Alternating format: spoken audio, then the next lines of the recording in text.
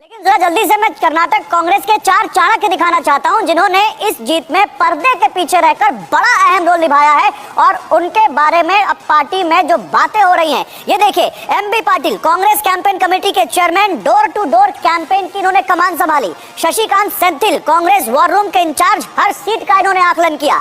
Sunil Kanugolu data analysis expert, उम्मीदवार selection में इन्होंने अहम भूमिका निभाई। और जी परमेश्वर 5 गारंटी बनाने वालों में शामिल थे। सिद्धरामैया सरकार में गृह मंत्री थे।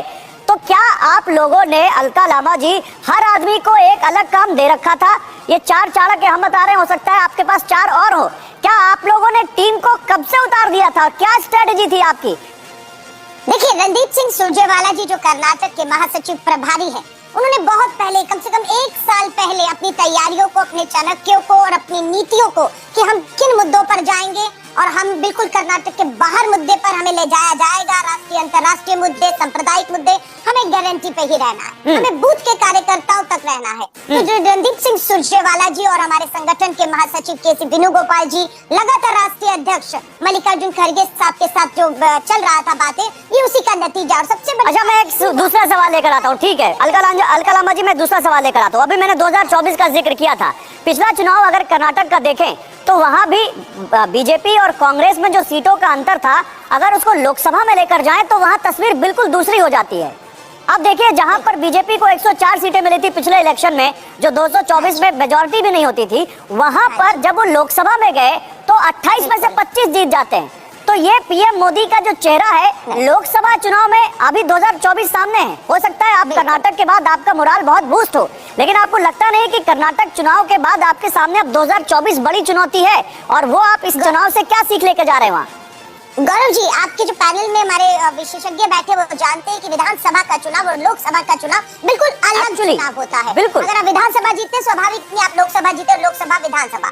लेकिन हमें मालूम है कि 2024 में प्रधानमंत्री नरेंद्र मोदी जी के 10 साल पूरे होने वाले हैं। उससे पहले 10 साल डॉक्टर मनमोहन सिंह जी का समय था।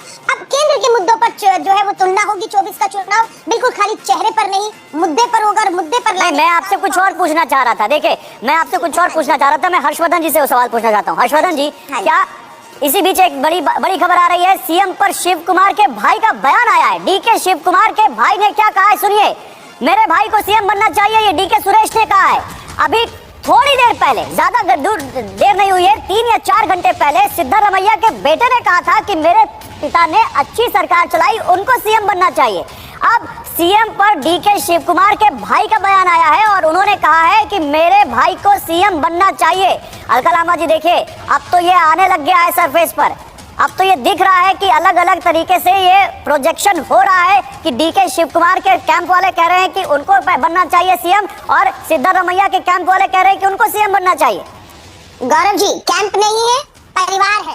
एक बेटा है और एक भाई है। भावनाएं बिल्कुल जुड़ी होंगी। मैं भी होती तो मेरा तो कैंप, आप मानते हैं कि कैंप है आपके यहाँ? ये कैंप नहीं, लेकिन आप मानते हैं कि अलग अलग कैंप है। परिवार के लोग हैं, ये दोनों परिवार के लोग हैं। एक बेटा और एक भाई है, भावनाओं से जुड़े हुए, अपनी बात को कह रहे हैं, सम्मान है। होगा वो जो हमारे 136 विधायक बंद कमरे में बैठकर सहमति बनाकर फैसला देंगे, मोहर उसी पे लगेगी और सबको स्वीकार्य होगा। ये नहीं, लेकिन परिवार क्या पार्टी परिवार नहीं होती है? पार्टी भी तो परिवार ही होती है, वहाँ भी तो भावनाएं परिवार की होती हैं।